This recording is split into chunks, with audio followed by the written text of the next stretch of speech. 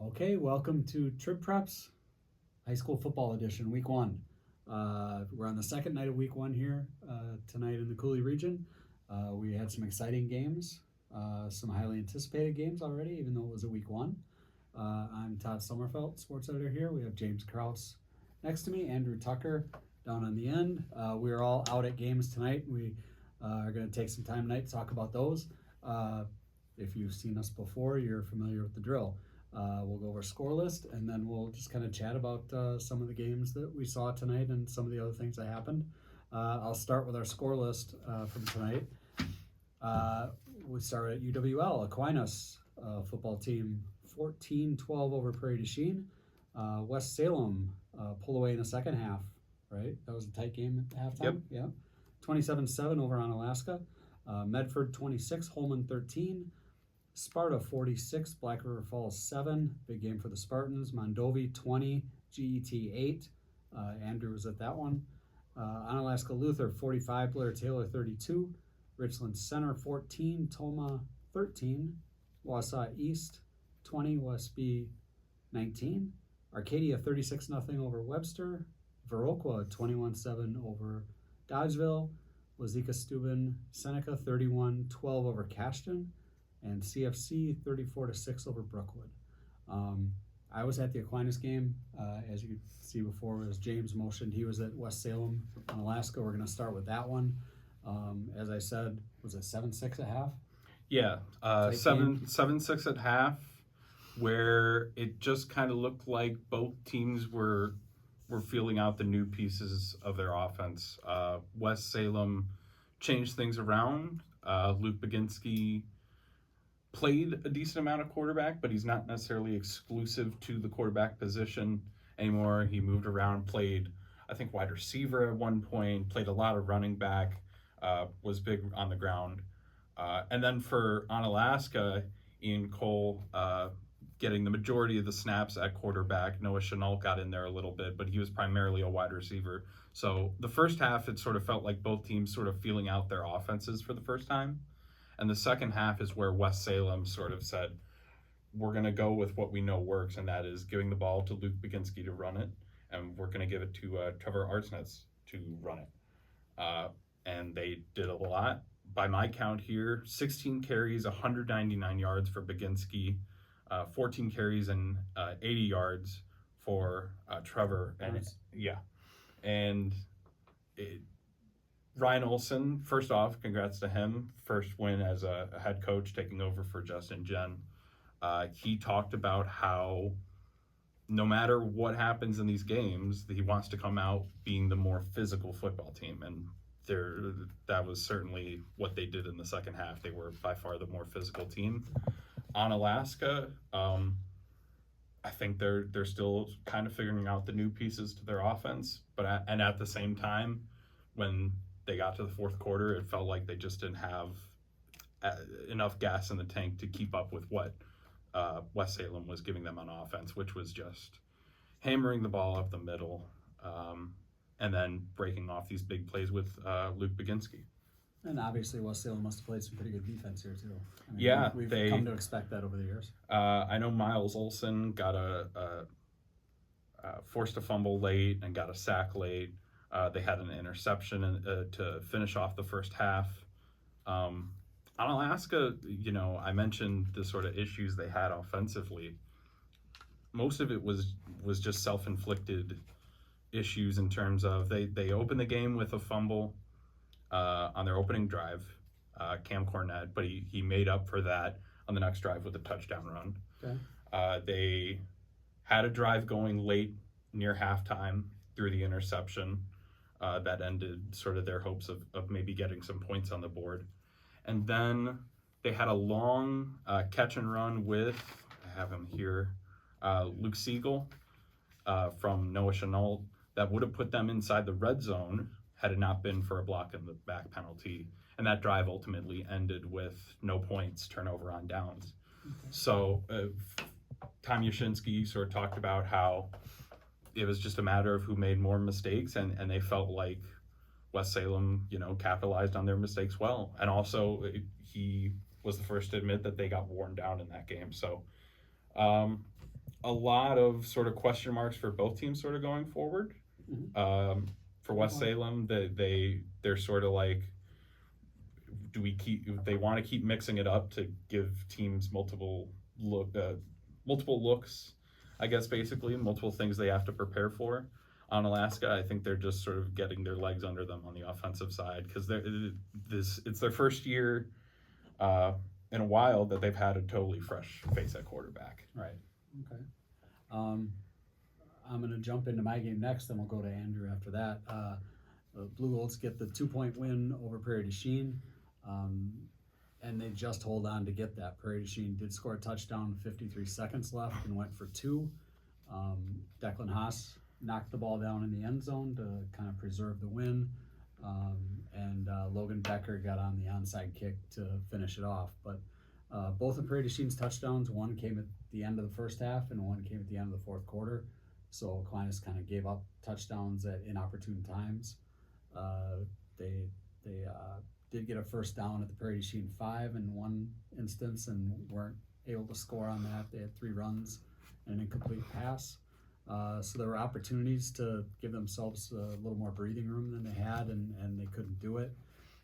Logan Becker had both the touchdowns, had a 2-point conversion as well, had all 14 points for the Blue Golds. And, you know, I thought Aquinas played pretty well defensively. They gave up a couple of big plays. They knew they were going to have to try and deal with Blake Thierry, and they had to. He kind of carved him up a little more at the end of the game, but they stopped him twice on fourth and short, both handoffs to Blake. I think they may have stuffed him on a 3rd and short as well. So they kind of rose to the occasion in those instances, which is impressive when you're going up against a kid who's going to play football at Indiana. So Tom Lee said after the game, last year Prairie du Chien made one more play, and this year Aquinas made one more play. I think it was a good start to the season for both teams. Abe Amundsen had 2 touchdown passes for Prairie du Chien in this one. One a long pass as receiver got behind the defense and went to the end zone there. The other one a little more mid-range on a nice throw at the end of the game there. So I thought both teams came out and did pretty well for themselves. If you're Aquinas, I'm sure you're still thinking about things you could have done better. You know, Prairie du Chien the same way. But I thought it was a solid, just kind of a really good football game tonight. Like I said, good start, I thought, for both teams. Logan Becker is a football stud. We're going to see that a lot more this year. He's going to be a handful for everybody to have to deal with. In every sport, probably. Yeah, we'll start with football for now, but he had a really good game. When they needed first downs, that's where they were going. Kyle White had a good game running the ball too, including a lot of direct snaps and moving the sticks that way. He's going to rush for a lot of yards this year. Zach Moline, I think, is going to rush for a lot of yards. They had a good effort up front in the offensive line where they have some experience, and they'll take advantage of that. But you know, next week's Columbus, it'll be a little different. No Colton Brunel, as anybody who followed football last year understands the volume of yards and touchdowns he was putting up. But Columbus has, which I wasn't aware until tonight, the entire offensive line back on that team. So if they have someone back there that can run, they're going to have space to run. So that'll be a little different game, I think, for them. Andrew, in Galesville tonight. Yeah, before we jump into that, though, I mean, those are 2 big wins for the Cooley Conference. I mean, yeah, 2 quality, wins over quality non-conference teams. You know, that's going to be a gauntlet of a schedule for the game that I was at. GET will have to deal with both of those teams starting in a couple weeks.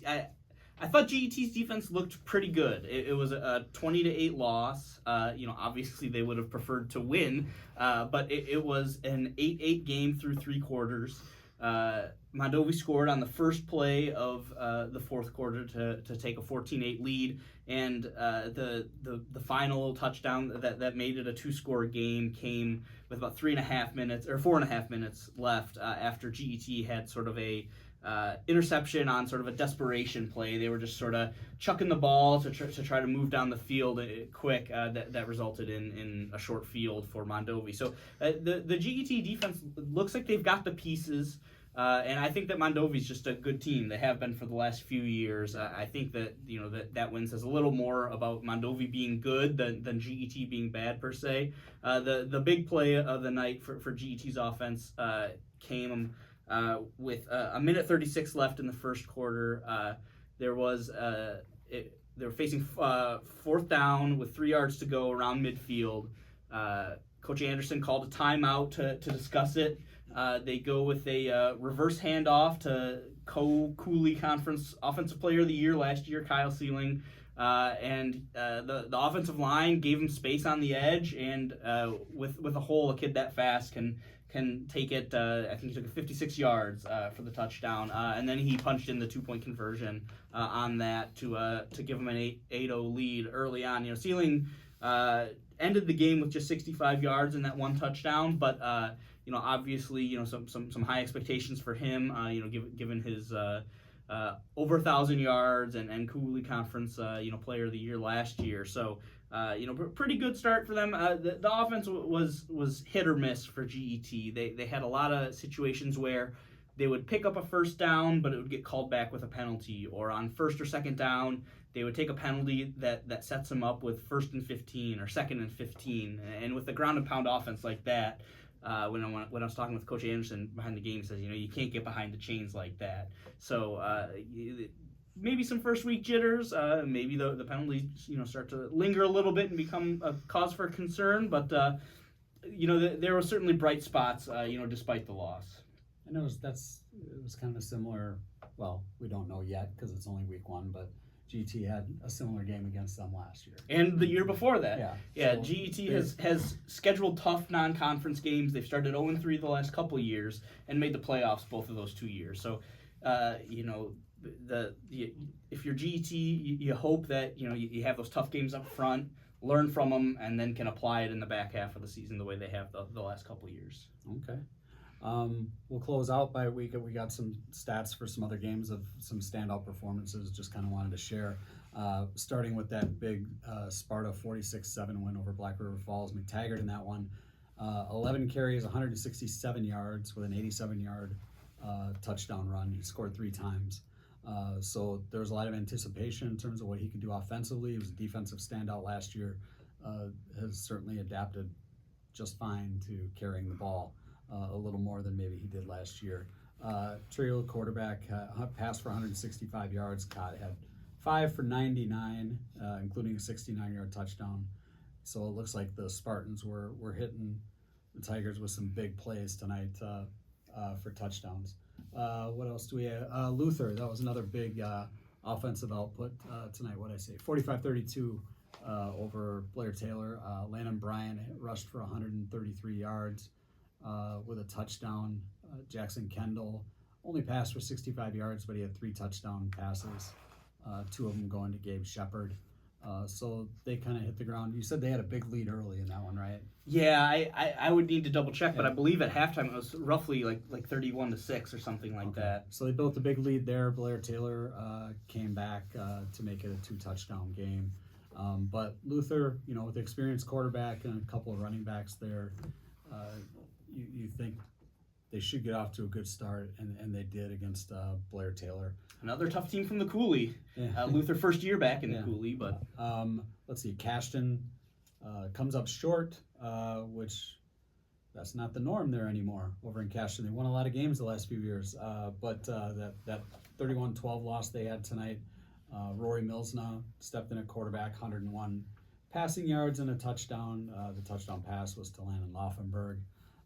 Let's see, Toma in its loss tonight had 344 yards, so they were able to move the ball. They had a couple of turnovers that kind of bit them, I guess. Sean Abbas had an 80-yard touchdown run. I think that was the first play of the game. Ended up with 105 yards, so he didn't do a whole lot more after that. Looks like fumbled a couple of times, but that I guess is the turnovers that came with this. But 344 yards, so you got to take something out of that. That they were able to move the ball. Westby had the 1 point loss. They had a couple of guys with 80 yards. Devin Brown, 14 carries for 80, scored 3 touchdowns. Jake Geyer also rushed for 80. Anders Staxton, 43 receiving yards in that one. And then one more, the Viroqua game, that 21-7 win. Nick Alicius, I'm not sure if I'm saying that correct, 23 carries, 143 yards, and all 3 touchdowns for Viroqua to get them off to a good start to the season, which is always welcomed in Viroqua. So I think that wraps up what we got for you tonight. We'll be posting this every week, Saturday morning, 6 a.m. Just to, I think some of you like to stay up late and watch it, but not Most enough. normal people like to we're not have it with their normal morning people, coffee. Exactly. So we're gonna post it at a more respectable time this year. We'll post it every Saturday morning rather than throwing this thing up there at 3 a.m, like sometimes happens. We'll put it up at 6 o'clock every Saturday morning. So we'll be back with you again next week. We'll talk about what happens in week 2. We got some big games going on. Again, it's a split week. We have some games on Thursday, and then all of our Friday games will battle with the Badgers as they start their season against Western Michigan. Thank you for that, Big Ten. And then the week after, we'll be battling with the Packers game because they'll be in Brazil. Okay, that's right. That's right. I forgot that's the week after. So you can get all that stuff elsewhere. Stick here with high school football, and we'll keep you posted. So thanks for joining us. We appreciate it.